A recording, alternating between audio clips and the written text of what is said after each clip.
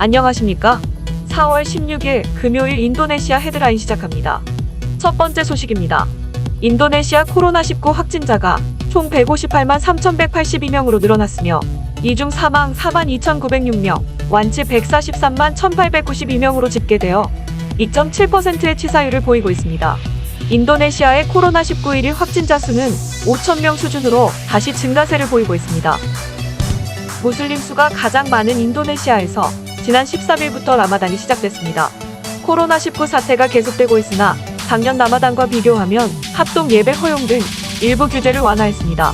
이슬람력으로 9월을 뜻하는 라마단에 무슬림들은 해가 떠 있는 동안 금식하고 해가 지면 가족 친척들과 식사한 뒤 타라위라는 특별 야간 예배에 참석해야 합니다. 인도네시아 정부는 작년 라마단은 대규모 사회적 제약을 이유로 종교활동 시설 이용을 금지했고 이슬람 최고의 결기관인 울레마 협의회도 신자들에게 합동 기도회에 참석하지 말라고 발표했습니다. 하지만 올해 라마단에는 코로나 전염도가 낮은 그린존에 한해서 특별 야간 예배를 열어도 된다고 허용했습니다. 다만 모스크의 수용 가능 인원 중 절반만 모일 수 있도록 제한했습니다. 또한 일몰 후 금식을 마치고 먹는 식사를 식당, 백화점, 카페에서 가족, 친구 등이 모여서 할 수 있도록 허용했습니다. 자카르타주 정부는 발표에 앞서 317개 모스크를 점검 및 소독하였고 코로나19와 관련 보건수칙, 사회적 거리두기 등을 곳곳에 표시하였습니다. 인도네시아 정부는 작년과 마찬가지로 코로나19 확산을 우려해 라마단 종료를 축하하는 최대 명절 르바란 기간 귀향을 금지하고 있습니다. 인도네시아 교통부가 최근 조사한 결과 2,700만 명 정도가 귀향을 희망한다고 답했습니다.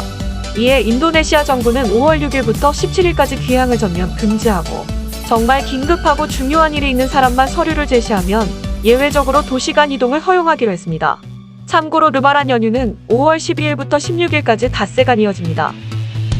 중국 질병관리수장이 중국산 코로나19 백신의 효과가 비교적 낮다고 시인하였지만 인도네시아가 세계보건기구의 사용 권고 기준은 통과했다며 옹호하고 나섰습니다.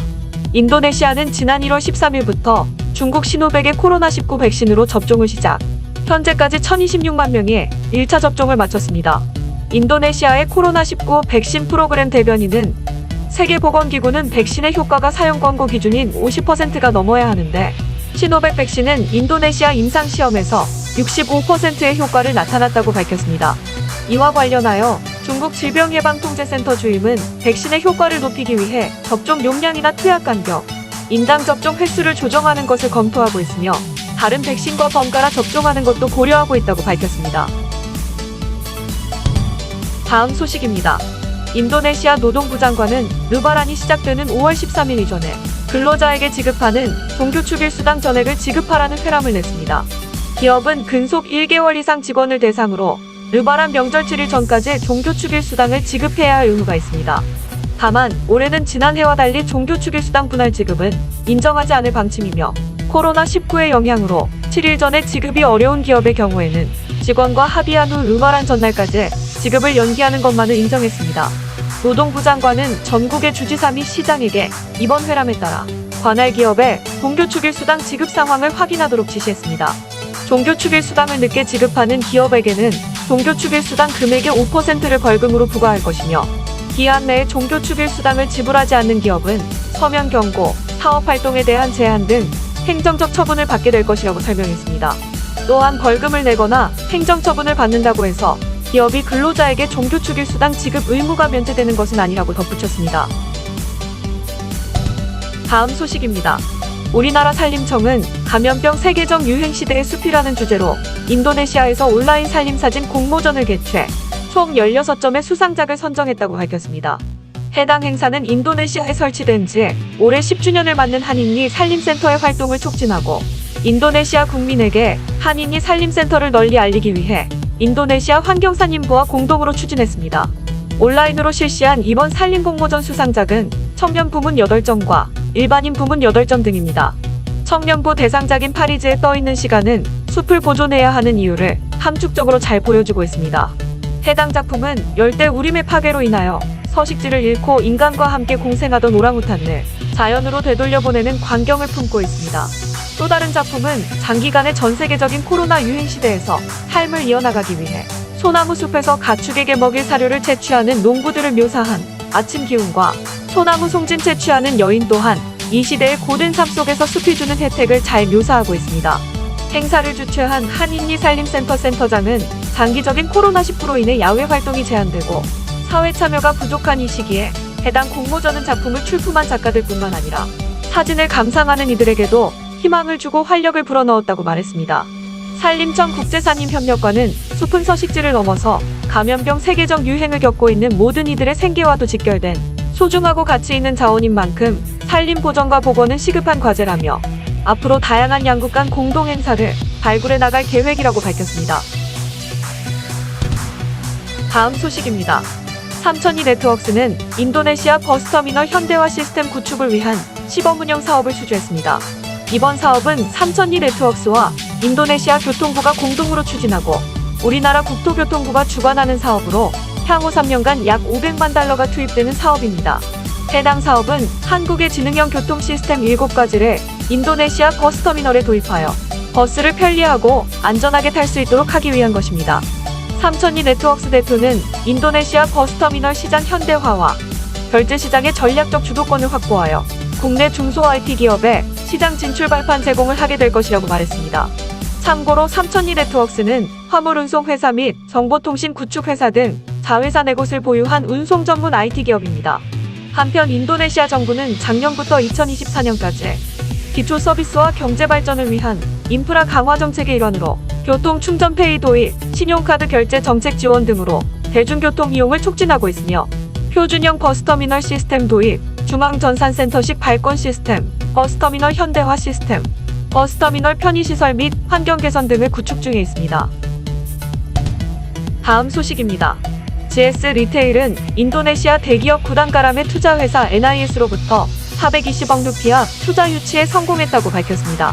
GS 리테일은 인도네시아 슈퍼마켓 사업에 진출한 지 4년 만인 지난해 흑자 전환을 이뤘으며 이를 발판으로 현지 진출을 가속화하기 위해 현지 파트너사와의 협력을 추진해왔습니다. 이번 투자 유치로 GS 슈퍼마켓은 구단가람 그룹과 전략적 파트너십을 통해 슈퍼마켓 사업의 운영 효율성 향상뿐만 아니라 우리나라 우수 중소기업 상품의 판로 지원을 위한 수출 확대에도 나설 예정이며 현재 5개 점포에서 오는 2025년까지 20개 점포로 확대할 계획입니다. 또한 매년 코리아 푸드 페스티벌을 진행해 한국의 우수한 상품과 한국 문화를 체험할 수 있는 기회를 제공하며 한국 식품과 문화의 우수성을 홍보하는 역할을 수행하고 있습니다. 특히 지난해 매출은 코로나19로 어려운 환경이었음에도 한국산 식품의 유행으로 전년 대비 27.3% 신장했고 진출 4년 만에 처음으로 흑자로 전환했습니다. 참고로 한국산 식품은 전년 대비 52.3% 신장하였으며 한국산 과일, 라면, 떡볶이, 김치 등이 높은 인기를 보이고 있습니다. GS 리테일 관계자는 인도네시아 대기업 그룹인 구단가람과 이번 전략적 파트너십을 통해 다양한 사업적 기회를 함께 만들 수 있도록 노력하겠다고 말했습니다. 다음 소식입니다. 인도네시아 파푸아에서 무장단체 KKB가 교사 2명을 잇따라 총으로 쏴 죽이고 시신 반환 대가로 돈을 받는 일이 발생했습니다. 파푸아 푼짜군의 한 마을에서 무장 괴한들이 이틀 연속으로 초등교사와 중등교사의 집에 침입한 후 총으로 살해하였습니다. 또한 무장 괴한들은 학교 3곳을 불태우고 마을 사람들을 갈취한 뒤 두 교사의 시신을 반환하는 조건으로 돈을 요구했습니다. 파푸아 푼짜군 군수는 정확한 금액을 밝힐 수는 없지만 꽤 큰 금액이었으며 시신이 부패하기 시작했기에 인도주의적 차원에서 시신 반환료를 줄 수밖에 없었다고 밝혔습니다. 무장 괴한들은 돈을 받은 뒤 이틀 뒤에 시신 2구를 넘겨줬습니다. 해당 지역 군수는 무장 단체에 돈을 줬다고 해서 국가가 굴복한 것은 아니며 인도주의적 차원에서 돈을 준 것이라고 해명하였습니다. 인도네시아 군경은 무장 세력이 다시 공격할 수 있다고 보고 해당 마을 주민들을 아예 다른 지역으로 대피시키는 방안을 검토 중입니다. 참고로 뉴기니 섬의 서부는 인도네시아령 파푸아이고 동부는 파푸아 뉴기니입니다. 파푸아는 1969년 주민투표를 통해 인도네시아에 편입됐으나 분리주의 단체들이 투표 결과가 조작됐다며 산발적으로 무장 독립 투쟁을 벌이고 있습니다. 다음 소식입니다. 국제환경기업 포오션은 인도네시아 발리 잼브라나 해안에서 멸종위기 메부리 바다거북 한 마리를 구조했다고 밝혔습니다. 포오션 측은 자사 소속 전문 청소요원들이 잼브라나 페부아한 앞바다에서 정화 작업을 벌이다 플라스틱 쓰레기 더미에서 허우적대는 메부리 바다거북이 한 마리를 발견했다고 설명했습니다. 구조 당시 거북이는 쓰레기 더미에서 어떻게든 탈출하려 안간힘을 쓰고 있었던 것으로 전해졌습니다. 청소요원들은 해당 거북이를 구조하여 등껍질에 엉겨붙은 이물질을 떼어낸 후 플라스틱 쓰레기 더미에서 멀리 떨어진 바다로 거북이를 안전하게 돌려보냈습니다. 포오션 측은 작년 12월에도 같은 지역에서 다른 거북이를 구조해 방생한 바 있다고 밝혔습니다. 한편 인도네시아에서는 연간 130만 톤의 쓰레기가 바다로 버려지고 있으며 특히 우기에는 지상에 있는 쓰레기도 휩쓸려 바다로 밀려들고 있습니다. 2010년 조사에서 바다로 유입된 플라스틱 쓰레기 총 1270만 톤 중 129만 톤이 인도네시아에서 발생하며 1위를 기록한 바 있습니다. 포오션 측은 SNS에 떠도는 홍보용 발리 해변의 모습과 현실 사이에 큰 괴리가 있듯 인도네시아 바다는 지금 플라스틱 쓰레기로 몸살을 앓고 있다며 국제적 관심을 호소했습니다. 시청해주셔서 감사합니다. 다음 시간에 뵙겠습니다.